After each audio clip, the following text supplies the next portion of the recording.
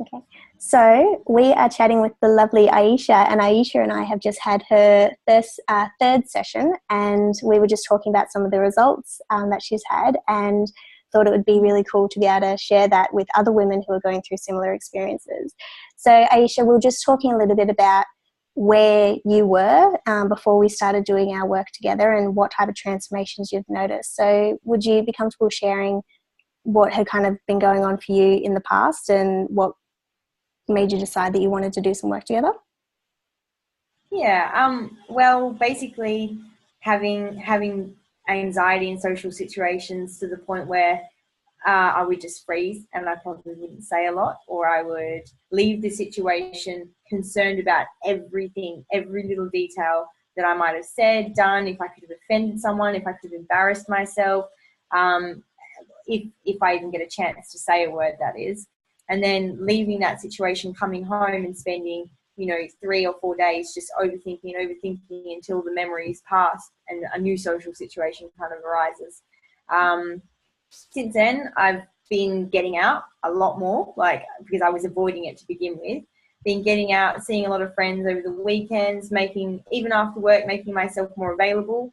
And then once doing the social stuff and, being myself again, I'm not walking away from it with this weird feeling of like, oh my God, what did I say? What did I do? This was even happening with some of my closest friends. So doesn't happen with people that I've just met that day anymore to my closest friends. That's cool. That's beautiful. That's perfect. So in terms of to put a number on it, when you think about that overthinking and that anxiety that you were experiencing, and I know it can be a bit hard to kind of remember it if it's not there anymore, but where would you have put that out of 10 in terms of intensity? Well, I would put it up there. At least I know some people get real bad anxiety where they get those panic attacks and things like that. That's okay, sweetie. It's your experience, so don't worry about comparing to anyone else. It's unique to you.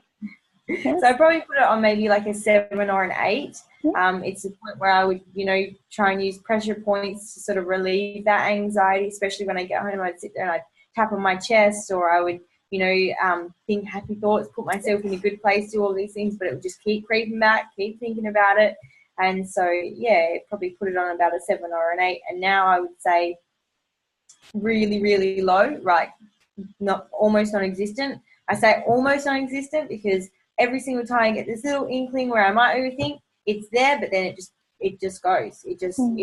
My brain just goes straight onto whatever task I'm onto or whatever I'm going to do. So it's great. Fantastic. Cool. Beautiful. Awesome. So what other things have you noticed in the past 3 weeks? Well, my biggest goal so far has actually been to listen better. So I've become, I think so far, putting myself again into the social situations, I start listening better. I stop interrupting. I've been kinder to my partner, which has been nice for both of us. I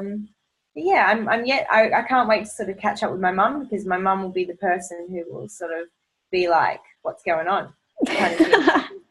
Because I talk my mum's ear off, so I'm excited to see that chapter when I catch up with her, which will be this weekend. So, yeah. Fantastic. Beautiful. I'm excited to hear how you go with that as well. And so in terms of other women out there that might be struggling with similar things, like having discord in their relationships or struggling with anxiety and that real kind of heightened awareness of our own inner dialogue, what kind of advice would you give to them if they were interested in doing the type of work that we've been doing together? Get help from Blair. Seriously. My partner has heard no ends of me talking about this kind of stuff. Whenever it comes up, he has no idea what to do for me. All I do is talk, and then nothing's resolved. I've seen psychiatrists, nothing's resolved there. That's just a really awkward and not very nice situation. Blair, you're trustworthy. There's no judgment. It's just a nice, safe place. And I just feel like, especially when I've got a few friends who are dealing with anxiety and depression in different points, and they struggle to have relationships and things like that. And all I can say is, this is, to me, so far, out of all the different places I've been, even including with my partner, that this is such a safe place to be able to express these kinds of things. So it's really great.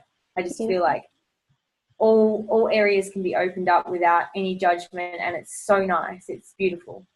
Beautiful. Yeah. Thank you so much. Thank you. It's always a bit of a gamble when I'm like, hey, do you want to record a video? Because I don't know what you're going to say. So thank you very much for your honesty and vulnerability in sharing that. You are doing amazing, and I've loved seeing your transformation. And, you know, we're only 3 weeks in, so I can't wait to see what happens next. And thank you so much for sharing. That's okay. Thanks, beautiful. I'll talk to you soon. Thanks for helping me.